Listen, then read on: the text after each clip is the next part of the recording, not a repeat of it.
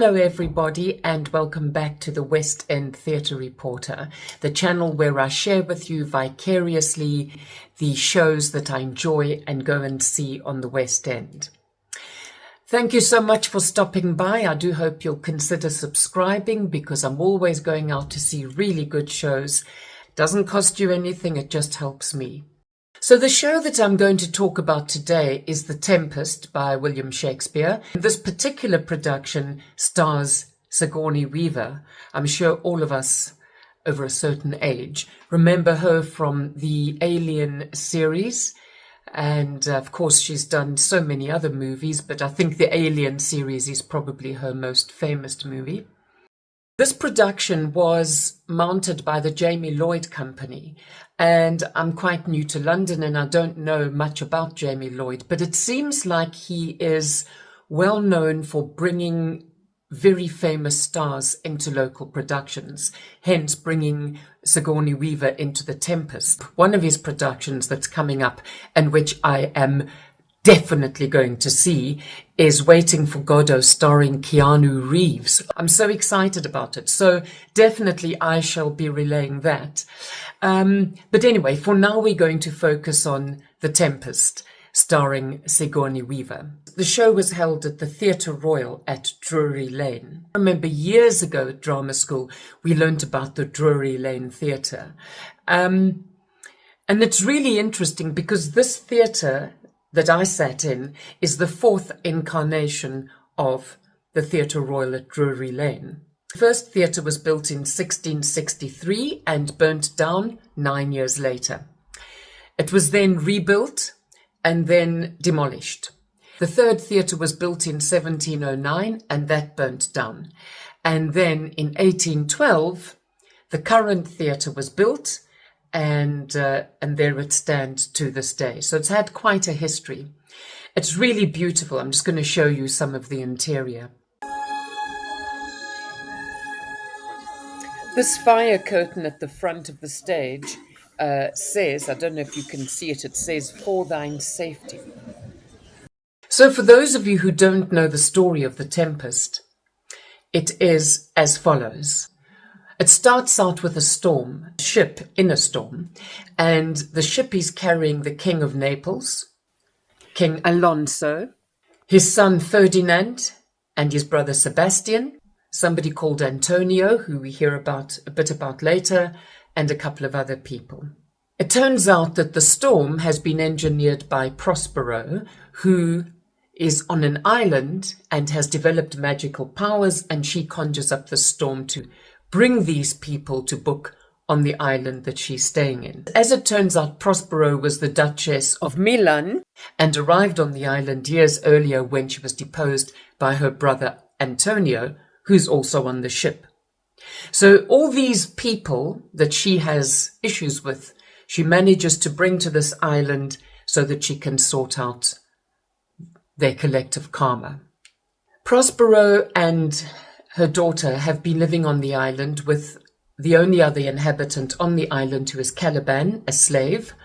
And then they have a servant called Ariel, who has been their company since they arrived on the island. The show opens with Sigourney sitting downstage center, watching the storm. Her performance has been panned by the London critics. People have said that she flounders her way through it, that she's too wooden, that she has a flat delivery, etc. I'm not in the business of criticizing people, so I'm not even paying attention to that. I'm going to tell you what I felt, not having read any reviews when I got there. The moment the lights came on and we saw her sitting there, I really felt quite taken aback. I mean, she's a really good-looking woman. She's got a magnificent presence and she's got a beautiful voice. And she sits center stage, ostensibly watching this storm. And there's also a bit of starstruckness. You know, I'm busy sitting here meters away from Sigourney Weaver, watching her in a performance of a show in London. It is a bit surreal. Now, people have criticized her for being so wooden, and in a way, I can sort of understand why they say that. As I said, she was directed to sit centre downstage at the beginning. She sits there quite statically for a long time. Then she moves upstage and she sits there statically for a long time, watching the action. And then she moves downstage again and sits statically. So, maybe people saw that as wooden. Personally, it didn't strike me as being wooden until I read the reviews afterwards. And I didn't think her delivery was flat.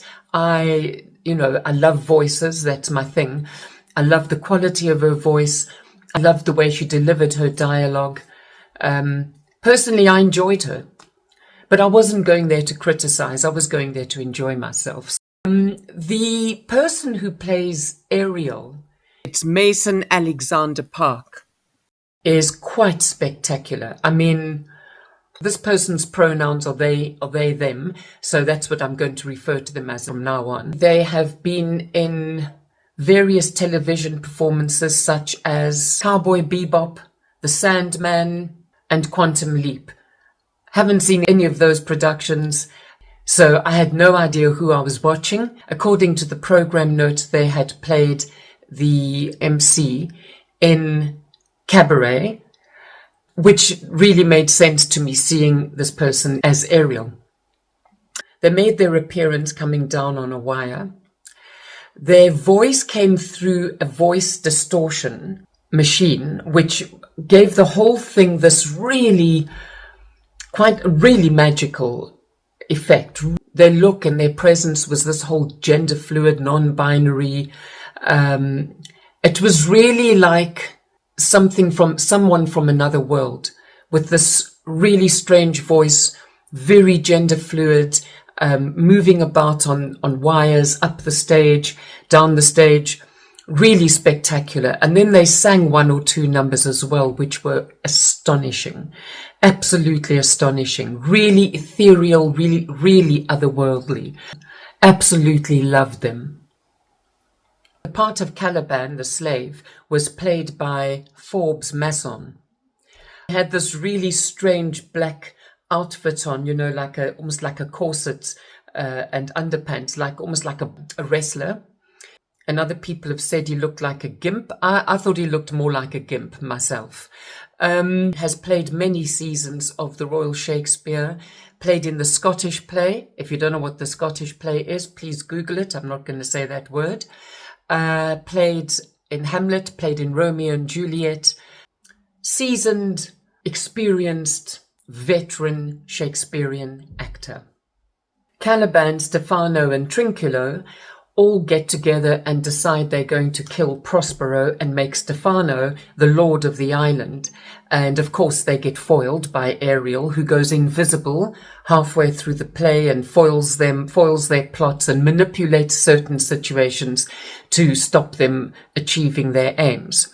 But of course the comedy is that all this time Prospero is weaving her magic to create this plot, which is why she sits upstage for a lot of the play, just watching things play out. Ferdinand, Alonso's son, falls in love with Prospero's daughter, Miranda, and Prospero's not sure if she trusts him, so she makes him go and collect wood so that to sort of prove himself. And he does prove himself, and at the end of the play, Ferdinand and Miranda get engaged and plan to marry back in Naples. Miranda is played by Mara Huff and Ferdinand by James Foon, and they have really good chemistry. Both of them have really impeccable performances. So the king, Alonso, played by Jude Akuwudike, has spent most of the play being bereft because he thinks his son Ferdinand has died in the storm. But of course, Ferdinand has forgotten about his father and moved on and fallen in love with Miranda. Prospero is the puppet master who creates all the scenes in the show. So towards the end of the play, Prospero releases them from their magic spell that she's put on them. And Alonso reinstates her as Duchess of Milan. Prospero's final speech in the play is she comes to the front of the stage and she apologizes to the audience for using magic. She asks forgiveness. This speech to me was the highlight of her performance, and when the play finished, on the day I was there, the entire audience stood up and gave her a standing ovation, and of course she was the leading lady and she was thanking everybody. But I did feel sorry for her because a lot of critics have panned her. Some people have said she was mesmerizing, but a lot of audiences go by what the critics said. Even though it's just one person's opinion, a lot of audience members go with that. The set and the costumes were really interesting. Again, some people have hated them. The costumes were very Star Trek, if you want to say, almost, they were very sort of futuristic, spacey type of costumes. The set almost looked like a moonscape, like a planet, a dead planet where nothing grows, just rubble and stones and sand. So the whole thing had this very sci-fi futuristic feel to it. I bought my ticket for £30. I got it through a company called Today Tix. And I had a decent seat. I could see everything clearly. So as I said, coming up in May is Keanu Reeves in Waiting for Godot, which I'm definitely going to see.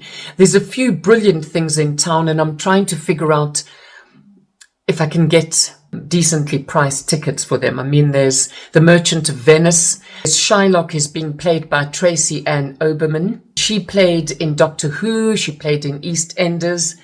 So there's her. Then I'm thinking I might go and see Six, the musical Six, or I might go and see Mean Girls. I'm not sure. I shall look around and see what theatres are having specials, and I'll choose from there, and then I'll post it below. But in the meantime, I do hope you enjoyed this. Please like and subscribe because, as I say, it helps my algorithm. And if you look above you, you'll see a link to my songwriting channel. So please do visit that. And have a great week, and I shall be back with more entertainment news from the West End. Take care.